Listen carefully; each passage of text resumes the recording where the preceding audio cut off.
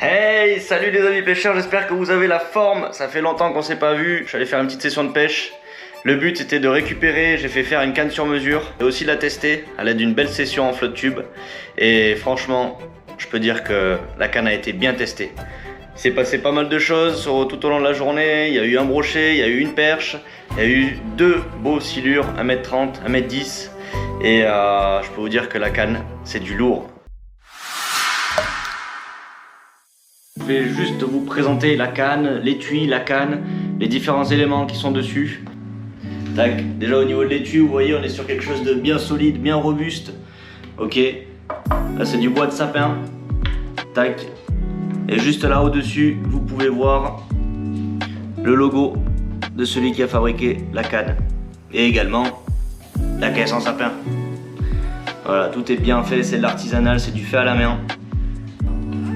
On déballe. À l'intérieur, sur du liège, vous avez donc la dame qui a gravé, qui a fait différentes gravures sur la caisse. Vous retrouvez donc à l'arrière, au pommeau de la canne, mon petit logo. Tac. Toutes donc les ligatures sont vertes métallisées avec un liseré doré. Les écritures sont en doré. Vous retrouvez une petite bague dorée ici au niveau du manche de la poignée. Le liège utilisé, c'est du liège brun avec des paillettes vertes. Voilà, toujours pareil dans la finition, dans l'élégance. Un petit accroche-leurre. Malheureusement, maintenant les gens le font plus alors que c'est super utile. Accroche-leurre. Des belles ligatures, le drapeau français. Hop.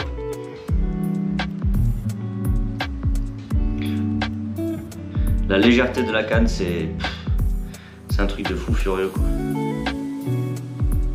La canne est entièrement équilibrée.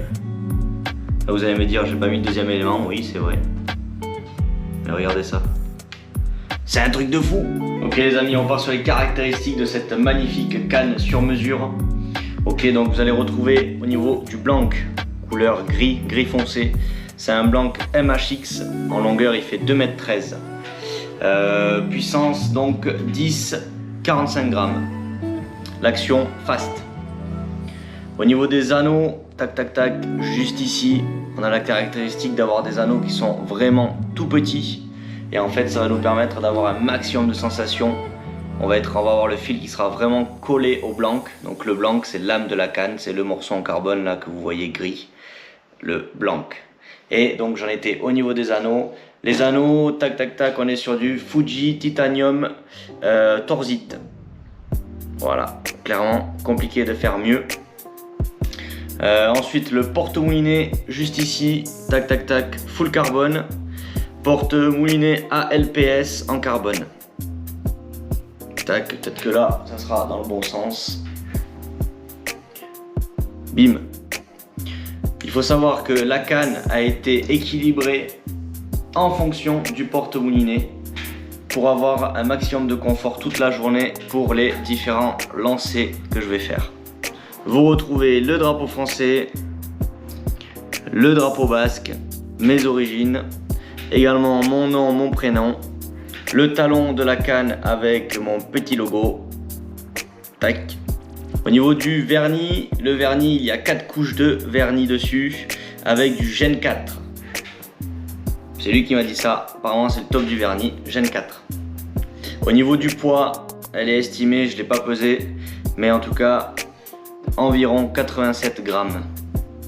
C'est monstrueux. Et les amis, si vous vous demandez pourquoi j'ai fait faire le fond de mon logo donc en violet, c'est tout simplement pour faire un rappel et pour aller avec le magnifique moulin en casting que je vais équiper dessus, que j'ai équipé dessus. Il s'agit donc d'un Use.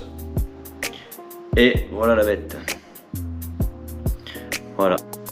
On a donc un moulinet de compète pour aller sur une canne de compète. Le moulinet fait environ 179 grammes.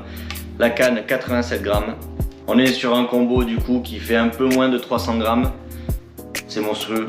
Le confort de pêche, top.